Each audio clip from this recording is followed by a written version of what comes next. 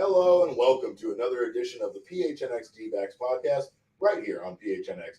My name is Derek Montia. Of course, I'm known as your mayor of PHNX, and I'm joined by my friends. First, the social media goddess of PHNX, the one and only Makayla Perkins. That is I. Hello. That is you. How you doing? Me. I'm well. Not great.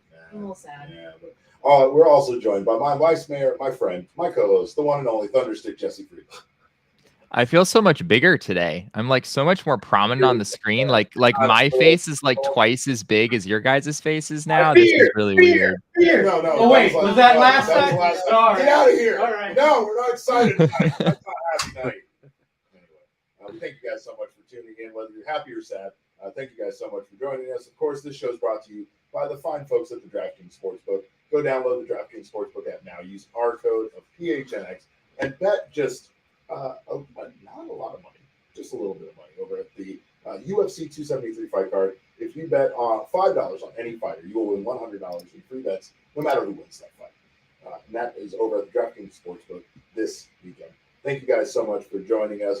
We're not happy. We know you're not happy. The Diamondbacks offense looks atrocious so far this season. Luckily for us, we had at least some fun in game one. Tonight, not so much. What are you guys' thoughts on what happened here with the Diamondbacks tonight? That sucked. Yeah, that's a consensus. I actually got to complete my nap this time. Instead of sleeping through 6 innings, I slept through the entire game. Yeah, that was not great. And I am looking at my handy little scorecard here. Our batters went 0 for 4, 0 for 4, 0 for 4, 0 for 3, 1 for 3, 0 for 2, 1 for 3, 0 for 3.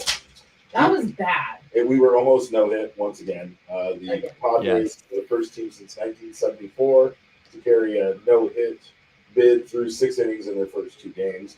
Doesn't seem right. That's not as an impressive stat as I would think that would go back to 1974, Jesse. But let's talk about this offense.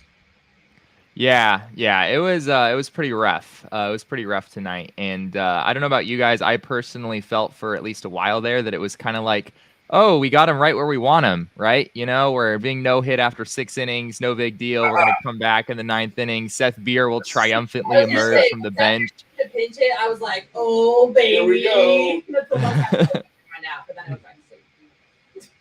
Yeah, that was anticlimactic. Everyone was very hyped up for Seth Beer coming up to the plate, and rightfully so after what happened yesterday. But yeah, sadly, a simple fly out on the first pitch that he saw, and the Diamondbacks offense really didn't show anything other than that one opportunity that they had there in the 8th inning. So really rough night all around for the offense, and 5 for 55 as a team so far after 2 games. That is not where you want to be 2 games into the season. A 0.90 batting average for the team.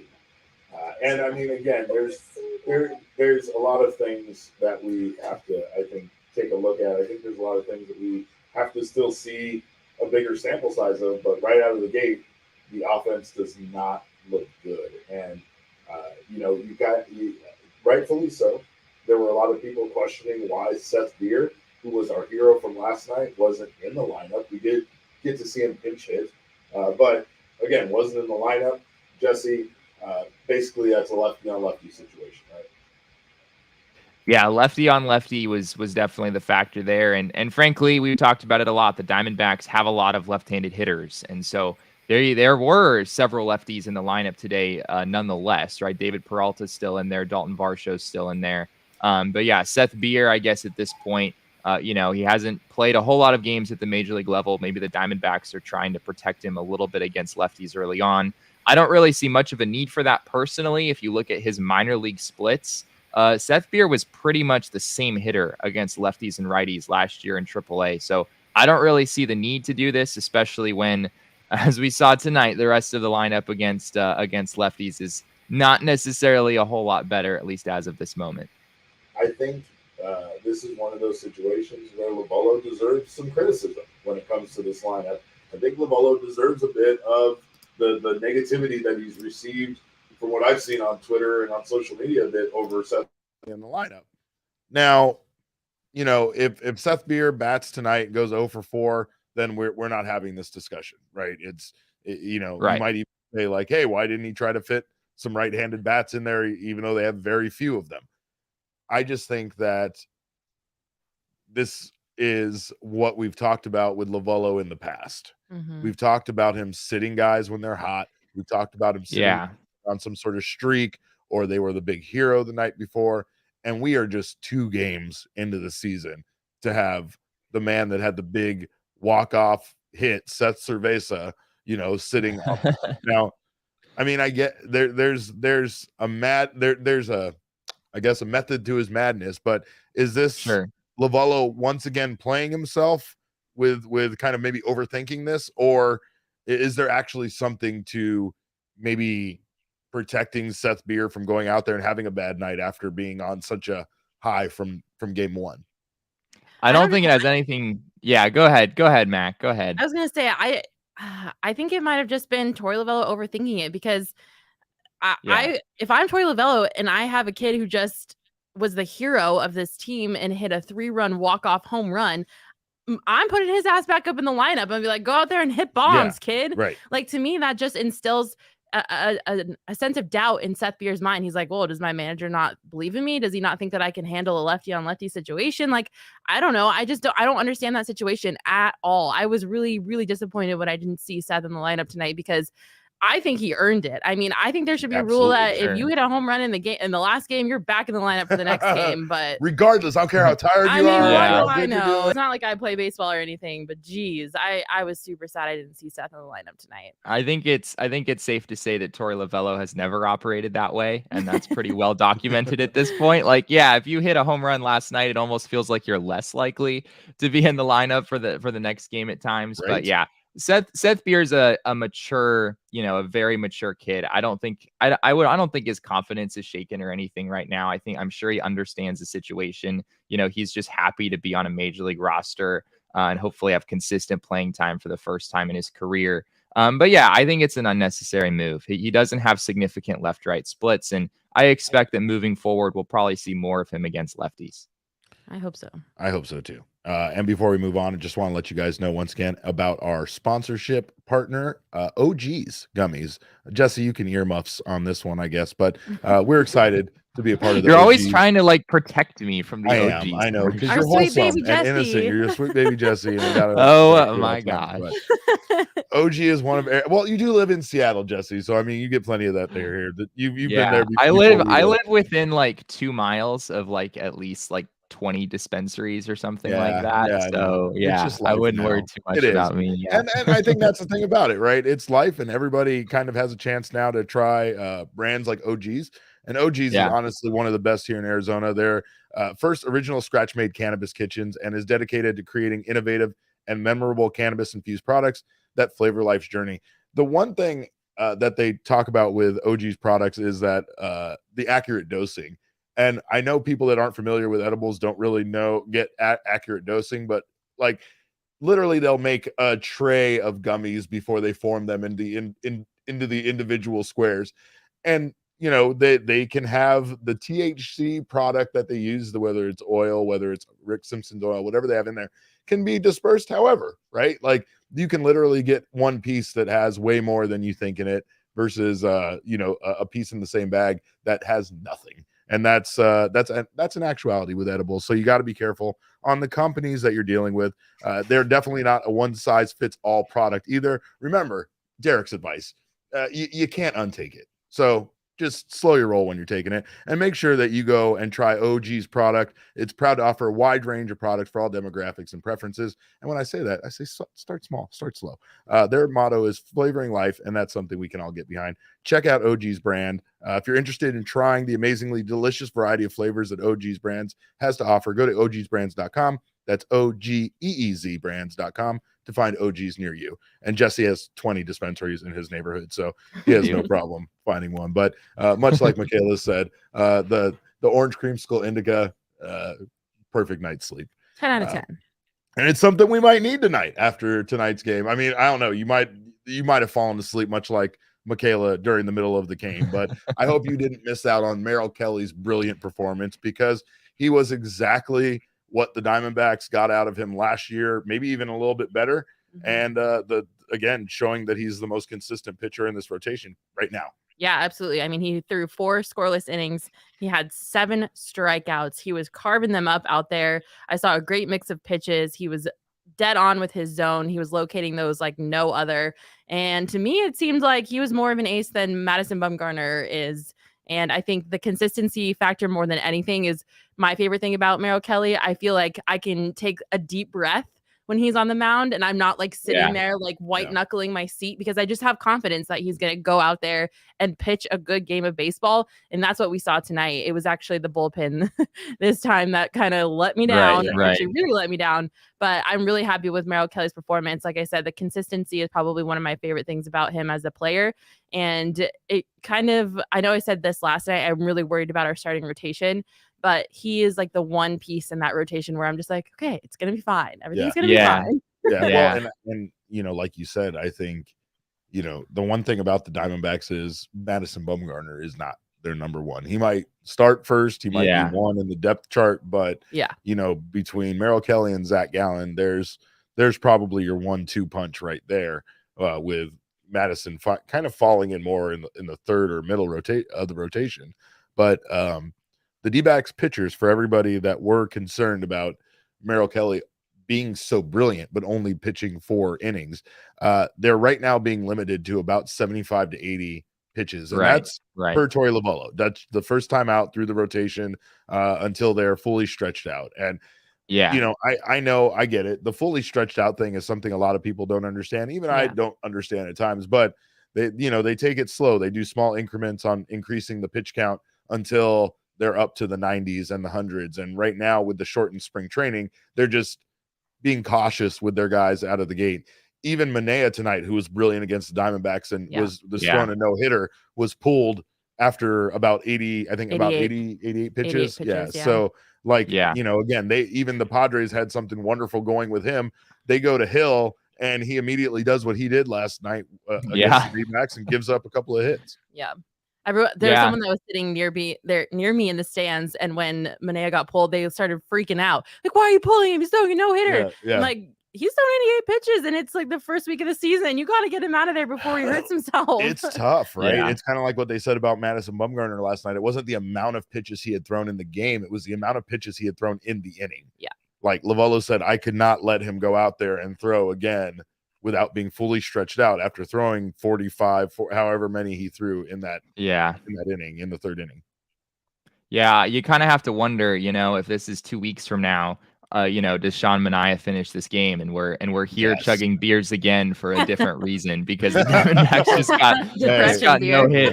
You sip them when you're sad is what you do, Jesse. You don't chug them. Yeah, I think it's important to note, though, what you're talking about with, you know, guys not being stretched out at this point in the season. This is not, you know, a Torey Lovullo quirk. This is just, you know, this is what every manager is doing. So but Merrill Kelly probably could have gone more than 4 innings. He threw 75 pitches in 4 innings, which is not particularly efficient. He came out of the gates with like a 28 pitch first inning. He had a lot of strikeouts, which is kind of uncharacteristic for Merrill Kelly. It was kind of a different sort of outing for him, where the changeup was really nasty and he was able to get a lot of swing and miss, but he didn't really generate a whole lot of like soft contact early in at bats, which is normally what we're used to seeing from a guy like Merrill Kelly. So kind of a different, it was kind of a Robbie Ray type outing almost in some ways. A lot of strikeouts, I guess, not as many walks as maybe we're used to seeing from the Robbie Ray days way back when. Right. Sorry, that was Makayla's got jokes. He's fixed that issue. I think he's better now. He threw 7 innings today in his debut with the Mariners, so he is a different pitcher now. Diamondbacks issue. Right there, you go. There you go. What is going on? 7 innings? Are you serious? Oh, that's crazy. How many strikeouts did he have? Any idea? I believe he had 5, and he did walk 4. So he did walk Oh. like a fair amount, but he was still pretty efficient. He only gave up like 3 hits, and he was throwing a bunch of changeups and curveballs and pitches he couldn't throw when he was with the Diamondbacks. So, yeah, suffice it to say, he won the Cy Young Award for a reason, and he's learned a thing or two since he pitched for the Diamondbacks. Just a thing or two. Just a thing or two. Well, are we Well, hit? season's too late. Are we hitting the panic button yet about anything? I mean, we're 1-1. We still got 2 more with the Padres. If they split the series with the Padres, you guys take that as a win? I'm happy with that. What about you, Jesse? Yeah. I mean, the Diamondbacks aren't winning 100 games, right? So I think you forgot about the shirt. It's 100. Right, 108. Yeah, they're gonna one up the Giants and win 108 games this year. Yeah. Well, 1-1 is totally fine. I think the concerns with the offense are certainly valid. But I'm not that concerned. Dalton Varsho is a pretty good hitter, and Christian Walker is a pretty good hitter, and Ketel Marte is a great hitter, and there's some proven guys here that we know are going to come around, and sometimes you have 2 really bad offensive games in back-to-back nights. It happens. It's going to happen again down the road this season, and it doesn't necessarily mean a whole lot at this point.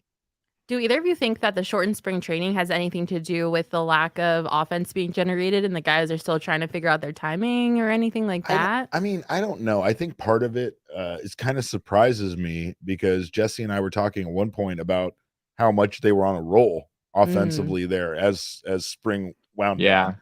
But that's spring training, right? So you can't really translate that over.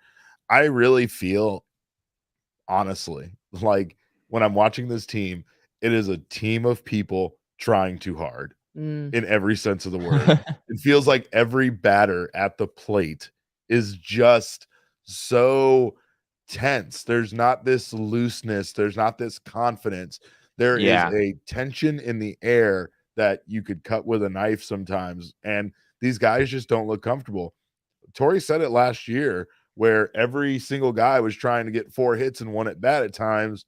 And it doesn't happen. You can't make it happen. You got to be in a different place. And unfortunately, I feel like once the offense starts being unproductive, that pressure starts being put on each guy more and more and more. Right.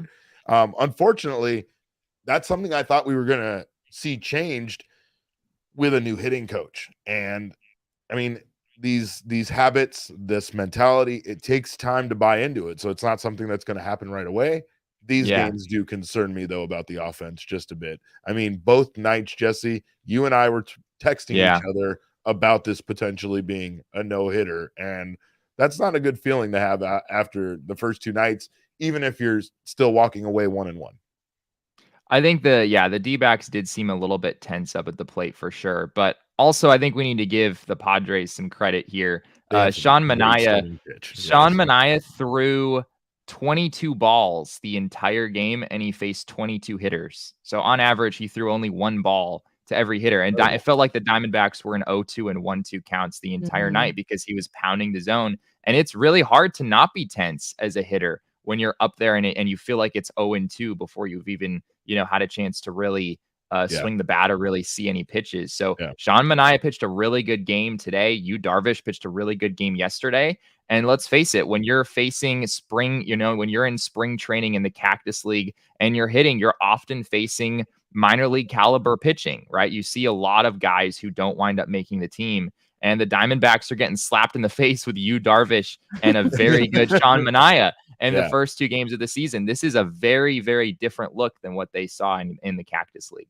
Manea's still pitching with his green glove, by the way. He's incredibly good, by the way. Like that performance tonight. I mean, when I was talking with some of the guys here about the Diamondbacks being patient at the plate, especially like it frustrated me to see Seth Beer, go in there in a pinch hit situation and one swing of the bat and he pops up, right, or flies out. But Manea wasn't giving them a lot of room for letting waiting to see that first pitch, waiting, maybe letting a couple of balls come across the plate, waiting for that first strike to come across before you start swinging the bat. It was just first strike pitch, first pitch strike every single time, just just getting ahead of batters all night long. And there wasn't much the Diamondbacks hitters could do about it. You see Seth Beer in that situation be aggressive, and that didn't work either.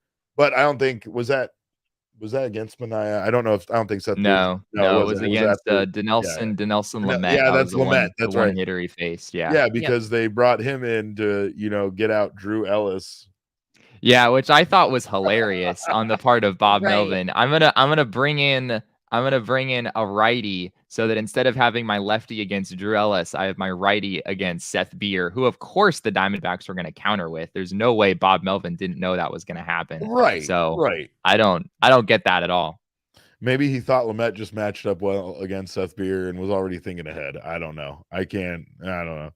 I don't know what any got of filthy that. stuff. So he Yeah. matches up well against a lot of guys, Right. but Seth I Beer mean, appears to be a much better hitter than Drew Ellis. Lamet could be a starting pitcher in that rotation easily. He was last year, wasn't he? Yeah. He's filthy. He's had some injury issues that I think there's some durability questions that have pushed him into the bullpen. But yeah, I mean, he was throwing 98 with an absurdly filthy slider as a starter. So what that man can do out of the bullpen is pretty frightening. Yeah, well, we're going to give our DraftKings king of the game to Merrill Kelly, because that guy did everything he could to keep the Diamondbacks in this game. 4 innings pitched, 7 strikeouts, 0 runs. Just a phenomenal outing for him. Only 2 walks.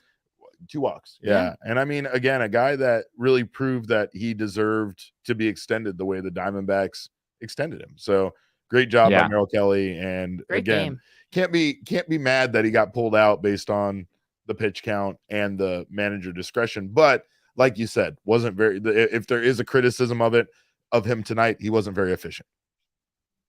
Yeah, I think there's an extra gear here for Merrill Kelly, and his command was pretty good, but he also just missed by like a few inches here and there. There were a lot of counts that went really deep because he was just missing his spots just by a little bit. And but yeah, if nothing else, tonight makes me feel really good about the fact that Merrill Kelly is here to stay. The Diamondbacks extended him for 2 more seasons, and he just, like Max said earlier, he's a very soothing pitcher to watch. Like, he just looks relaxed the whole time. He makes you feel pretty relaxed. Even if he does throw 25 pitches in an inning, he's just a steady presence, and you feel like you have a chance to win with him on the mound. You're absolutely right. That's what I felt coming into the stadium tonight. I saw Merrill Kelly up there. Sean Manea didn't even affect me. I was like, nah, we got Merrill Kelly in there. And that's a great feeling, right? Merrill Kelly has deserved that. I guess he's earned that feeling from us, right? Because he was last year, he was their stopper. He was their gap stopper. No matter what streak, no matter how terrible the streak was that they were on, you could count on Merrill Kelly giving it an effort to get them out of whatever terribleness they were in 2021. But again, our DraftKings king of the game. And don't forget, go over the DraftKings Sportsbook app, use our code of PHNX, get down on the UFC 273 fight card action, and join. Get your money. Get some money. Right now, the DraftKings Sportsbook, the official sports betting partner of UFC, is giving new customers the opportunity to bet just $5 on any fighter on the card and bet $100. Get $100 in free bets, win or lose, guaranteed. So choose your fighter. Again, Mortal Kombat, Street Fighter, whatever reference you want to make here. Select your fighter, then sit back and watch the action. And even if they lose, you're going to walk away with $100 in free bets. Obviously, existing customers can get down on all of the action on UFC 273. There are some great props. There's some great, like I said, you can even go on there and bet on how long you think the fight is going to last. Bet $5 for new customers and get $100 in free bets. DraftKings is safe, secure, and reliable. Best of all, you can deposit, withdraw your cash whenever you want. Download the DraftKings Sportsbook app now. Use promo code PHNX. Throw down $5 on UFC 273 and get $100 in free bets no matter what. That's code PHNX this Saturday at the DraftKings Sportsbook, the official sports betting partner of UFC. 21 and over only, Arizona only. Gambling problem? Dial 1-800-NEXT-STEP. New customers only. Minimum $5 deposit required. Eligibility restrictions apply. See DraftKings.com/sportsbook for details. Woo. Yeah, that's a lot. I guess the last thing here when we talk about extending players is Ketel Marte is 0 for 7. Sure. And really, at times, tonight he gave one a ride to the warning track, 406 feet, but not 408. So is this something, again, do we hit the panic button yet about Ketel Marte not hitting 320 like he always does? I'm not ready to hit the panic button. Yeah, probably not. I think you asked that question like knowing darn well what the answer is. I don't think you I don't think you hit the panic button on someone like Ketel Marte that quickly. He does look he's a little swing happy. He kind of in his first at bat tonight. I think he saw 6 pitches from Sean Manea, and 5 of them were out of the strike zone, and he swung at 5 of them. Yeah.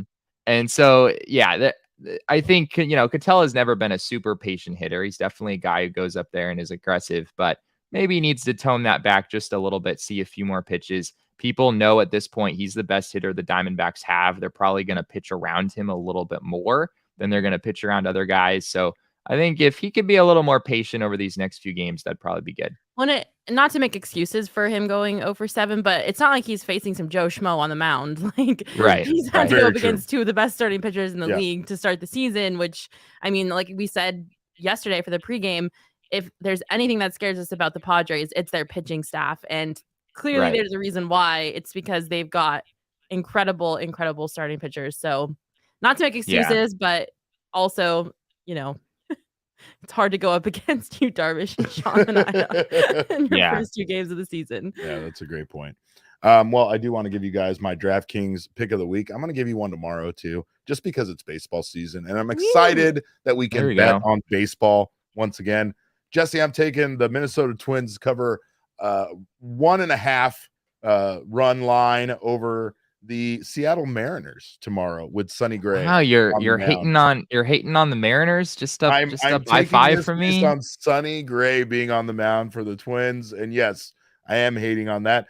I'll give you 3. I'm taking all the favorites. I'm taking the White Sox over the Tigers, and I'm taking the Tampa Bay Rays over the Baltimore Orioles. It's a clean sweep tomorrow morning.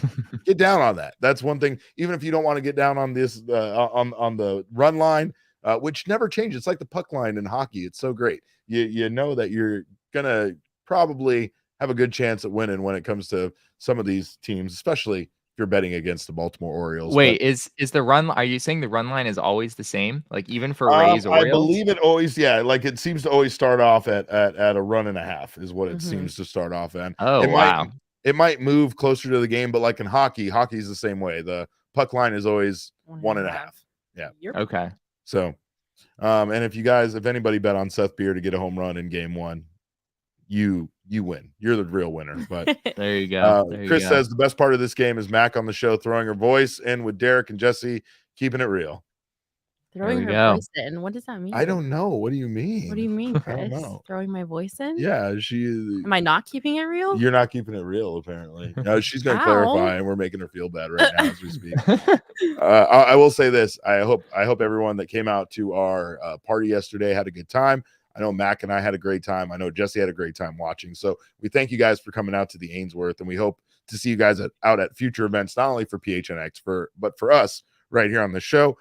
Hope you grabbed the new shirt, because that new shirt is incredible. You'll be able to get that next week at the PHNXLocker.com. If you haven't subscribed yet, now would be the perfect time to do so. Sign up for the annual membership, and you will get your own free t-shirt over at the PHNXLocker.com. Use it for the new one. There you go. It's that simple. If you're not interested in comfortable t-shirts and looking better and feeling better, you can get the month-to-month option, and you'll get your first month for just 50 cents. But I strongly suggest going with the t-shirt option, because you're going to want to stick around as a member of our family here at PHNX. Not only do you get access to our members only Discord, but you get access to our members only discounts over at the PHNXLocker.com. And I don't know if you guys have noticed, but these hats are pretty sweet. We got trucker hats, golf hats, snapback hats. I'm so jealous. I'm so jealous, and I'm still mad that you picked Jesse, bullshit. I got Jesse a hat. I stole Jesse a hat. I took it upon myself to look like a thief, like one of those people that just couldn't take the one free sample, had to take 2. And I did that so that I could bring Jesse a hat. And do you want to know what Jesse said to me? He's like, "Why didn't you get me one of the black ones?" Is what he said to me. I'm too white to wear a white hat, Derek. It's not nobody wants to wear a white hat, Jesse, except when you're playing golf. And let me tell you, I played golf in mine, and it was exquisite. It made me That's feel like fair. a better golfer. If I was a golfer, I could see it. But yeah, we'll just say that my golf swing, when I go to the driving like the range, Diamondbacks tonight at the plate. yeah, something like that. Something like that. We got to wrap it back up. It's a callback. That's a callback to them being 5 for 55 this season, Jesse. 5 for 55. I swear to God, the Padres had more than 5 hits in a single inning at some point. I'm sure they did. Not to be a storm cloud, but I don't see tomorrow going much better either. What is wrong with you? Wow. Right. I mean, right here in front of Jesus. I didn't know we had Debbie Downer on the show. Oh my God. What's going on tomorrow? Why doesn't tomorrow look good? Well, you Zach have Davies? you have a pitcher coming off the worst season of his career and the pitcher coming off the best season of his career. So it's gonna be an interesting things aren't great. Things are great. Wait, it's Zach Davies and I'm forgetting who the Padres have tomorrow. Joe Musgrove. Oh yeah, Joe Musgrove is a monster. Did they announce the pitcher for game 4 yet? Still TBD. Still DBD. That's weird. TBD? I think it's Blake Snell. TBD. I think it's gonna be Blake Snell against Caleb. Against Caleb Smith. Yeah. That's gonna be an interesting matchup. I think if they have a chance to split the series, it's gonna come on Sunday. Yeah, tomorrow it's hard to, and Zach Davies is on a tighter pitch count than a lot of the other guys because he's not very stretched out. Zach Gallen is also on a tighter pitch count, which of course that's not going to be a factor this series. But the Diamondbacks are going to need to start getting a little bit more length from some of these starters. Otherwise, they might run into some issues. Even with the couple extra pitchers, they're still running a little bit thinner than they probably want in that bullpen right now. Oh, come on. The MLB hates the Diamondbacks. The MLB hates every team. Don't forget that. Yeah. And the players and the minor league players. Commissioner's the worst human being on the and face most of the planet. us. Come on. Did you guys? Okay, so real quick before we finish up, did you guys watch any of the Apple TV Plus broadcasts tonight? No. It was like it was really bizarre. It was like you can tell that Apple doesn't really care at all like how games have been televised in the past. And so it is just a completely different experience. Like all of the graphics that pop up on the screen just look very different. It has a very cinematic sort of feel to it. Really? Like when they go to the sideline reporter, like the camera is like panning around the reporter as they're talking. There's just a lot of very different elements to it. So I want to know. Thing? Yeah, I was gonna say, what are your thoughts on it personally? I need to watch more to form a firm opinion. I think I liked it overall. Like it was game, different. Right? Yeah. They had the Mets and the Mets and the Nationals. Yeah, the Mets and the Nationals was on there. And I think they also had the Angels and the Astros as well. I think they had 2 on there tonight. But yeah, just very different. And I don't remember exactly when it is, but the Diamondbacks have a Friday night matchup or 2 on Apple TV Plus at some point this season. And it's an exclusive broadcast. So those games won't be on Valley Sports Arizona. That's going to be the only way to watch the game. So we'll all get in on this experience pretty soon. Yeah, we need to do like a watch along or something. At least get down. Yeah. Wait, you mean people in Arizona will actually be able to watch the game? Well, yeah. You need they're blackout. That's a good question. I'm pretty sure because Valley won't even be carrying the game. So I don't know how they could possibly black it out. Yeah, they can't black it out. No other way to watch it. Reason why they black it out. So yay, we can watch a game on TV. Can do it. You get 2, maybe 1 at the most, or maybe 2 at the most. Enjoy the Diamondbacks. The Diamondbacks on national television is just a foreign. Like I can't even.